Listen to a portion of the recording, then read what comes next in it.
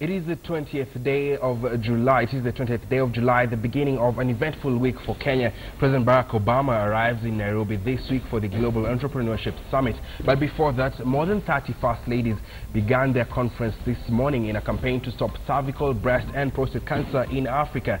We have our team at the KICC and around the country with the region's top stories. My name is Ian Ofula. Welcome to Newsdesk.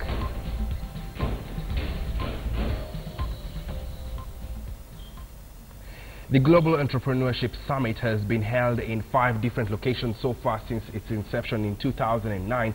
But why was this summit created in the first place? KTN Newsdesk gives us the insights.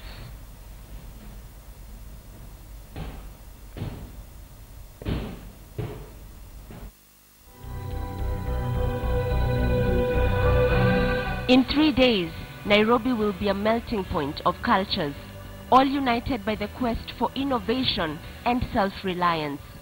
And as organizers of the Global Entrepreneurship Summit put it, the event will bring together entrepreneurs and investors from across Africa and the world to share and exchange ideas. But the unspoken facts of this summit is why the 2015 GES will have a different outlook from the 5 previous ones. America respects the right of all peaceful and law-abiding voices. It's an idea born on the stage of Cairo University's reception hall. On 4th of June 2009, exactly 7 months after his historic election, President Barack Obama sought a new beginning for U.S. relationship with the Middle East. As such, he titled his infamous Cairo speech just that, a new beginning. The first issue that we have to confront is violent extremism in all of its forms. In Ankara, I made clear that America is not and never will be at war with Islam.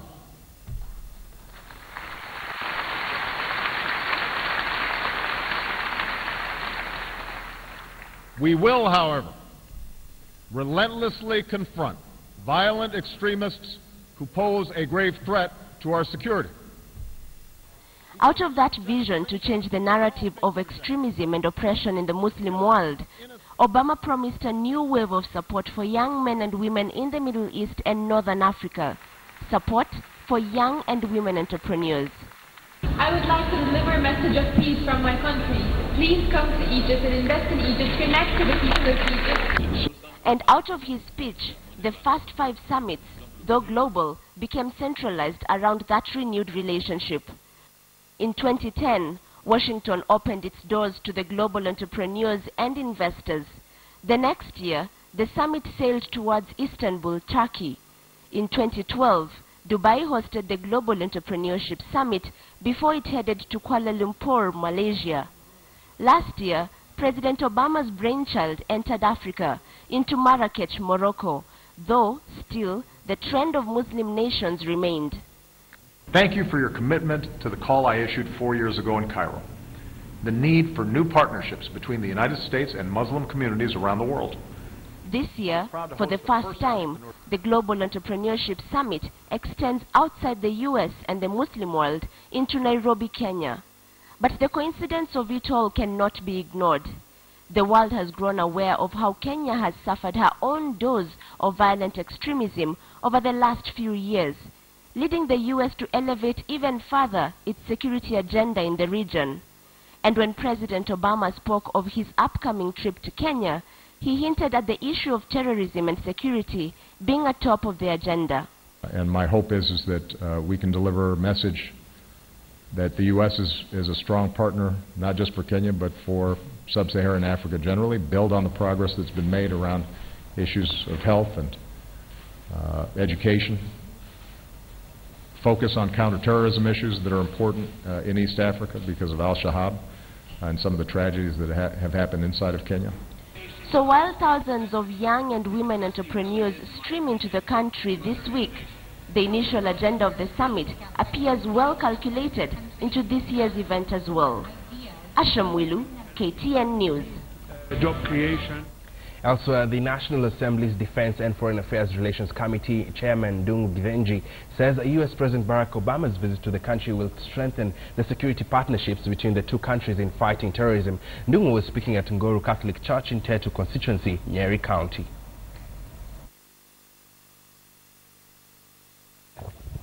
Certainly the strategic security interests of the United States and Kenya are overlapping, and we'd wish to see, as President Obama visits Kenya, we'd wish to see a commitment by the United States of America to continue to support Kenya's fight against terror, because Kenya's fight is really predicated upon our alignment in the world, in how we view our friends and enemies around the world, and the positions we take in supporting our friends.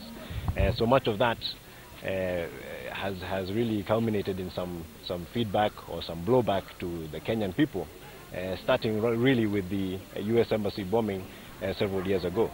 So we want that partnership to continue. We have played a leading role as Kenya in stabilizing Somalia, in sending troops into Somalia with Operation Linda Inchi.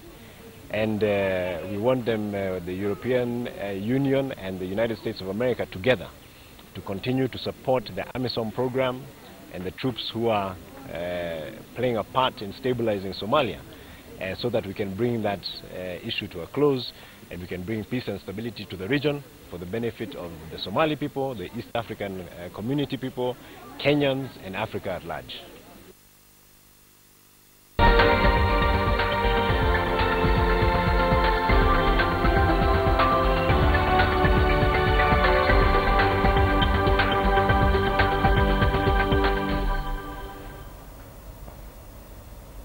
Let us now look onto other stories. Of course, Kamche Menza now joins us by way of phone to give us an update where we have the first suspect of the first prosecution witness in the Suguta police killings is to testify today before the Nakuru court.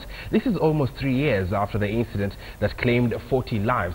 Police officers hunting down cattle rustlers in Suguta Valley were ambushed and shot indiscriminately by heavily armed militia men believed to have come from Turkana in November of 2012. The group had allegedly stolen cattle from Samburu on October the 30th, where 13 people were killed. Our reporter Kamche Menza now joins us on phone. Menza, what is currently happening at the Nakuru courts? Yes, indeed, Ian, and thank you so much. Just at around 12 this afternoon, the first witness testified, and what is currently happening is that the court has taken a break, and they'll be back at 2 p.m., where 3 other witnesses are expected to testify. Well, Menza, it has been 3 years since this incident happened, and we are seeing this case in court right now. What caused this, rather? Sorry, kindly recap your question, Ian. I'm asking you that it has been 3 years since this incident occurred. Why has it taken long for this case to begin?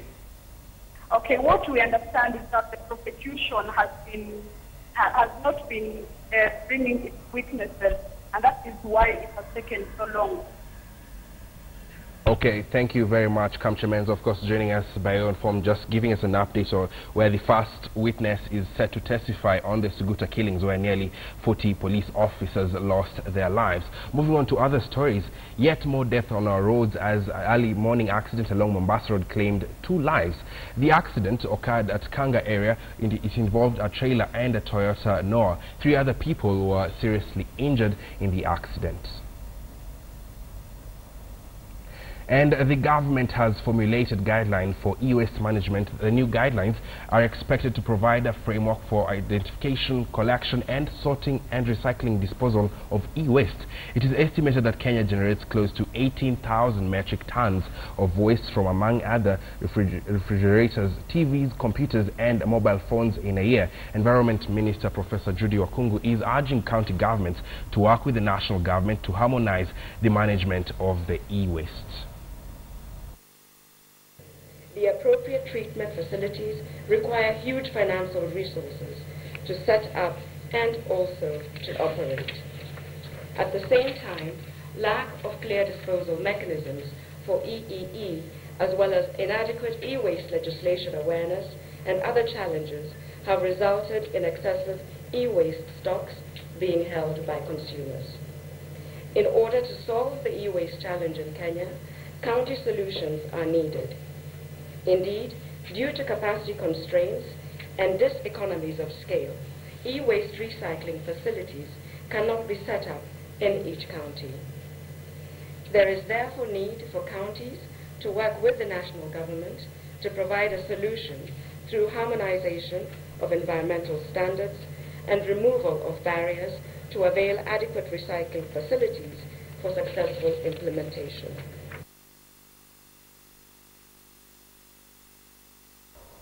Welcome back to Newsdesk. Let's get into business now. The much contested equity ThinSIM eventually enters the telecoms market today after the High Court last month lifted an order barring its rollout. The equity ThinSIM will provide a platform that combines both mobile and banking services. The ThinSIM will be used by both feature phones and smartphones. It will be placed on a subscriber original SIM card, turning the device into a dual SIM. So far, over 200,000 customers have actively been using the normal Equitel SIM card in a pilot phase since last year. Entry of the ThinSIM technology is set to attract more subscribers to Equitel because of what some users say are expensive mobile money rates by Safaricom M-Pesa. Safaricom, Kenya's largest telco with 19 million customers actively using M-Pesa, charges between 1 shilling and 110 shillings to transact on M-Pesa to withdraw money. Subscribers pay between 10 to 330 shillings. The deal comes at a time when Safaricom has also increased withdrawal fees to bank from customer accounts through M-Pesa. And to Burundi now, where talks between the government and the opposition have stalled ahead of the controversial presidential election tomorrow.